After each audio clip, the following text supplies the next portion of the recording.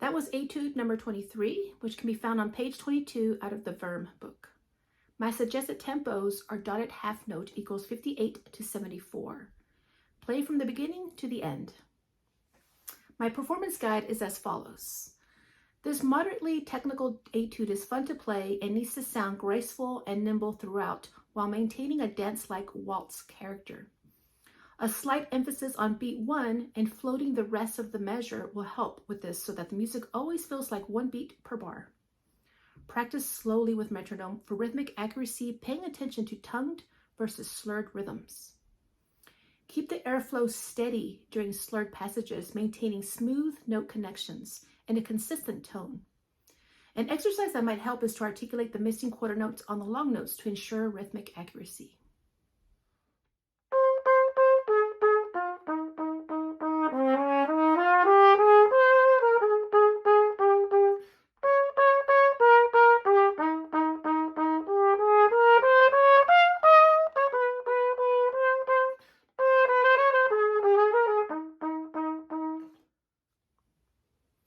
The daily practice of the Clark Technical Studies will be helpful in maintaining smooth note connections and a consistent tone. Make sure you have a good hand position when practicing the Clark studies so that these same principles and habits can be applied to your music when you play the etude. Think of a backwards C and make sure that the fingers are on top of the vowels.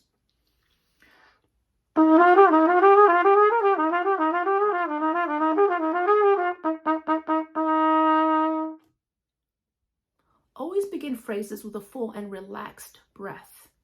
If you take a short and tense breath, you will most probably be fighting the horn in this etude. Perhaps practice the breath with one note initially.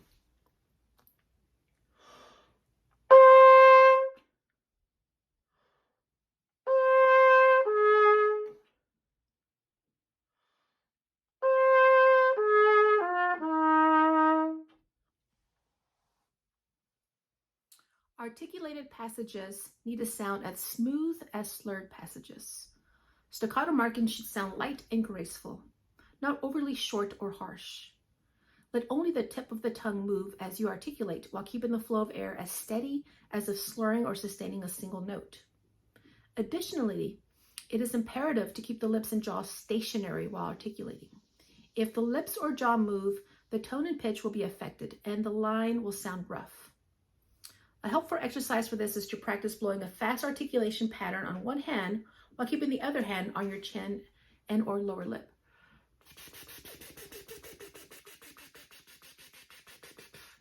Make sure the chin and lower lip stay perfectly still as the tongue moves to articulate. For extra practice with slurs and arpeggios, refer to Arbin's pages 48 to 51, 56, 144, and 146.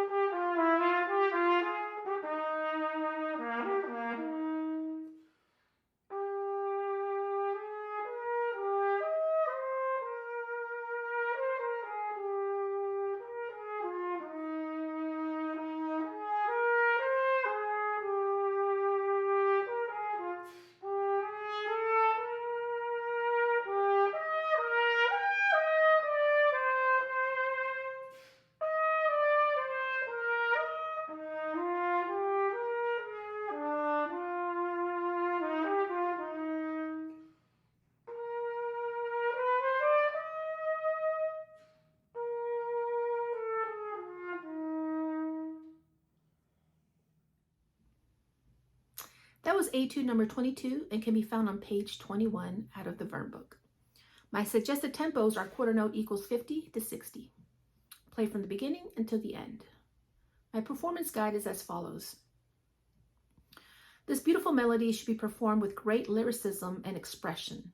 The use of vibrato will be helpful in providing a vocal quality to the music. The performer may also wish to apply rubato in several places. Simply put, this means a passage may start slowly, speed up, and then slow down at the end within the structure of a steady beat.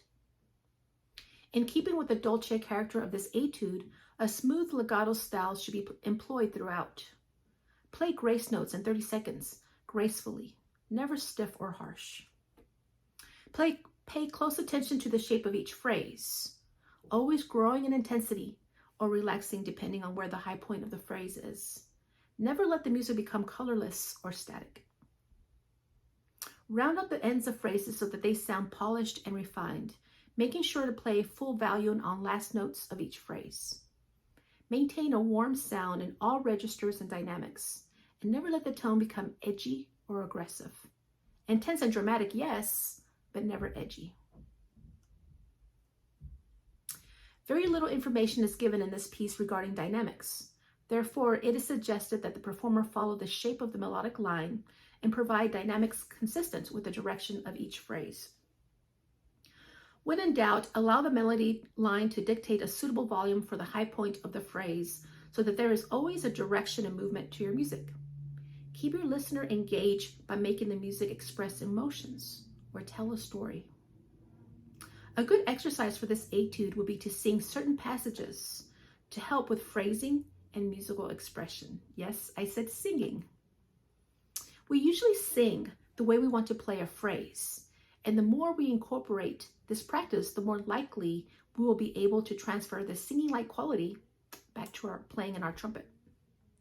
The other benefit to using this practice strategy, singing, is that the chops will get a much-needed rest, and we can incorporate the rest as much as you play tactic in our practice session. Lastly, I would recommend for this etude and all the other etudes you're practicing to incorporate some recording and listening. You'll be able to hear in a much clearer way issues with any sound and intonation and any articulation issues when you record yourself and listen back. This is a great tool to use to get better, and I highly recommend this strategy. Happy practicing.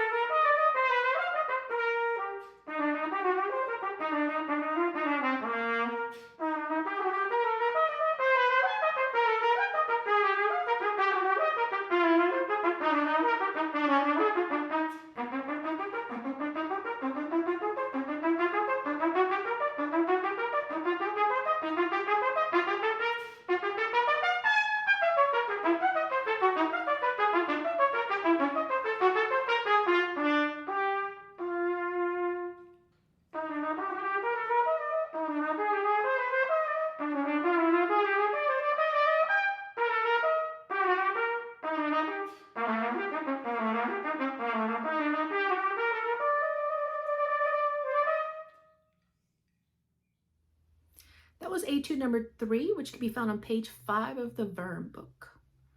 My suggested tempos are quarter note equals 120 to 138. Play from the beginning until the end. I did find one errata on measure 15. The first note of the third beat is a B natural. My performance guide is as follows.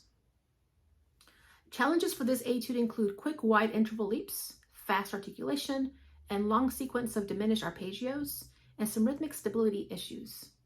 Practice slowly with the metronome to develop rhythmic integrity, being careful to keep both notes of two-note slurs equal in length and speed. They often tend to rush. The white intervals may be addressed by routine practice of Arbin 6 and octave slurs and interval studies. These can be located in the Arbin book, pages 40 to 41, 125 to 127, and 131. Practice these exercises tongued and slurred, and also try buzzing them on the mouthpiece. The top notes of the slurs in Verm Etude number 3 in measures 6 to 7, 10, 22, and 23, etc. will respond best if played slightly longer, making sure the air travels through the entire note without tightening up the throat or closing off the aperture.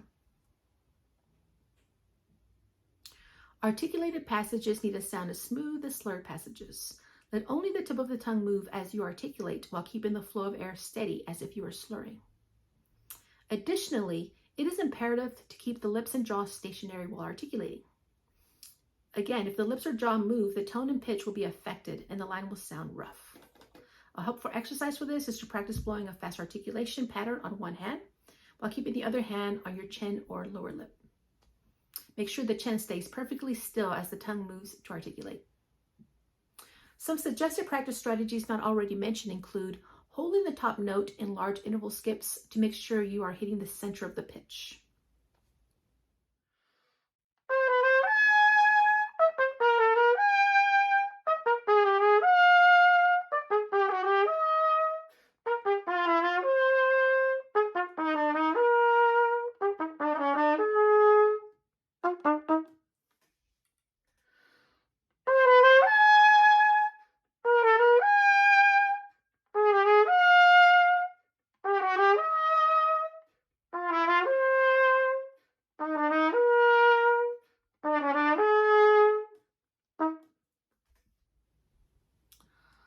Also, make sure you have a good hand position as this etude demands good finger dexterity. I might also suggest the air, sing, buzz, slur, play strategy on this etude. I would pick a small chunk to practice and incorporate this strategy. I will demonstrate. But this type of practice really focuses on every detail and helps with accuracy and consistency. It also helps with the fatigue, as much of the practice is off the face. I highly recommend this type of practice.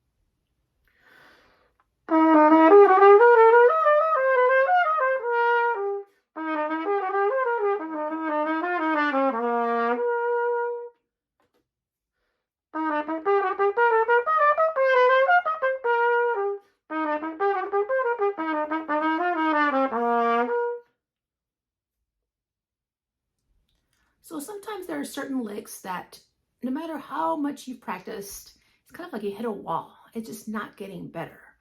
There are some out-of-the-box techniques you can use, and one of my favorite ones is to use fingering with the left hand. If you feel like you just keep messing up on the same little technical figure, this might be a good strategy to use. Let me demonstrate. Let's say...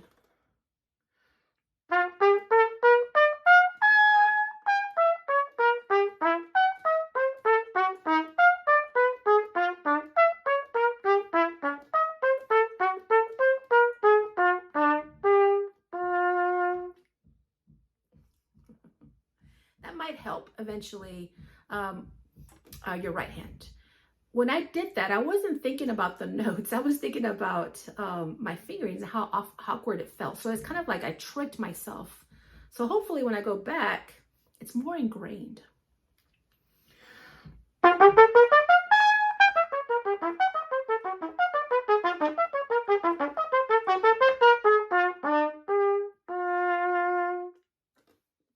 Give it a shot.